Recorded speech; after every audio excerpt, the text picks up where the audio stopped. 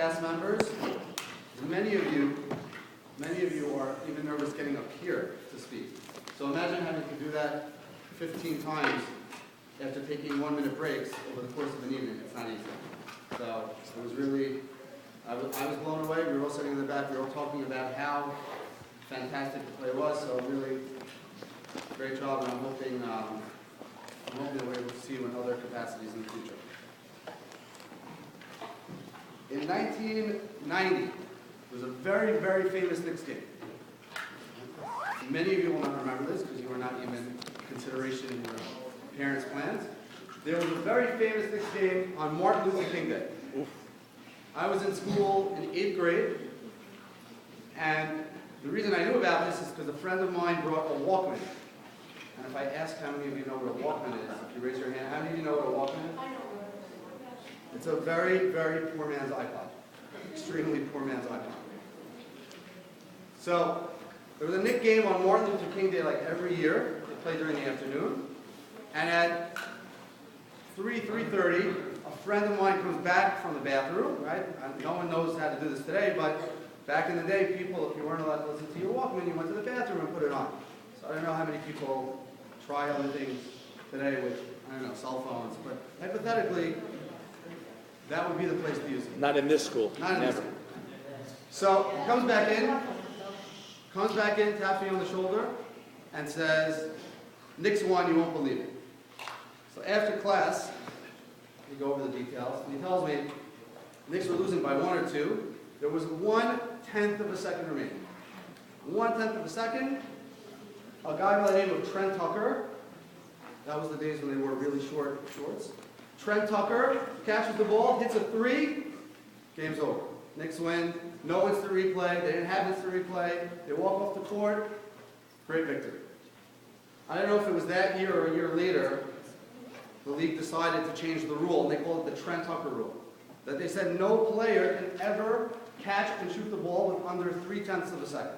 Well, I don't know if it was that game on or the following year. You can't catch the ball and shoot it with under 0.3 of a second. Right? 1/10. That 1/10 of a second was the difference between victory and defeat. When we get to Pesach, one of the most central things that we do is we eat. What's the most central thing we eat? Right?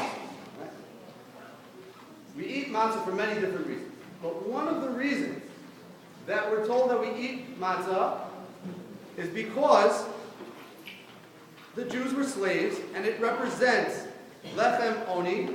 It represents a poor man's bread because it's flour and it's water and it's brittle. And it reminds us of the slavery in Mitzrayim. There are other reasons also, but that's one of the reasons. The question is, bread has the same property as matzah. What ingredients are found in bread? And the girls, 6th grade girls who did challah baking, what are the main 2 ingredients in bread? Flour and water. Yeast and all the other things I know we add in. But flour and water are the main ingredients in bread. So why can't we eat bread to symbolize slavery? Both matzah has flour and water, and bread, chametz, has flour and water. So one of the reasons given is, yes, they have the same ingredients. But there's one intangible, one non-physical ingredient that's found in matzah that's not found in bread, or that's found in bread that's not found in matzah. You want to answer? Can't hear you. Yeah. Time. Good. Time. Matzah cannot be mixed. The flour and water, when they combine to make matzah, cannot be mixed for more than 18 minutes, tops. From the time the water and the flour mix, till the time the matzah comes out of the oven, no more than 18 minutes. Bread, that takes at least, how long does it take challah to rise? At least how long? Half hour, an hour? I never make challah. Huh? 45 minutes. Okay, we're compromised. 45 minutes minimum for the dough to rise. Time is the factor between matzah and bread.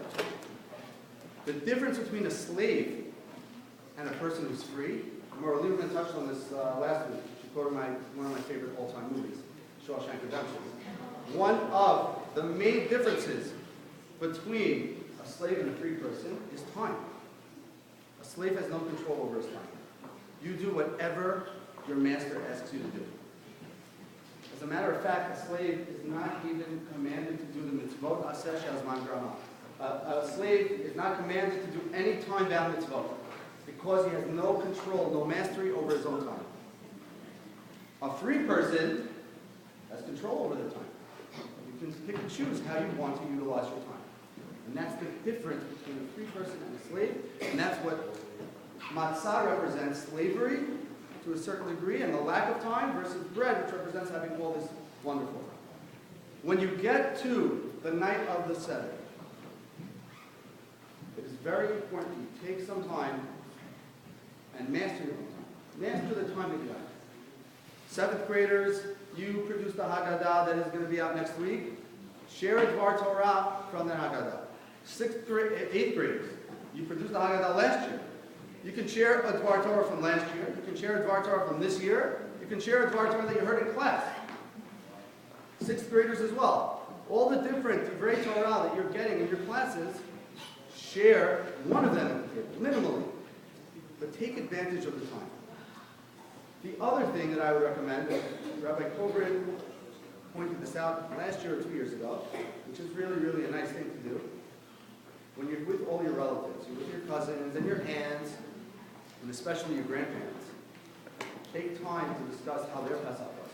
Find out what resonated in their memories when they were children at their study.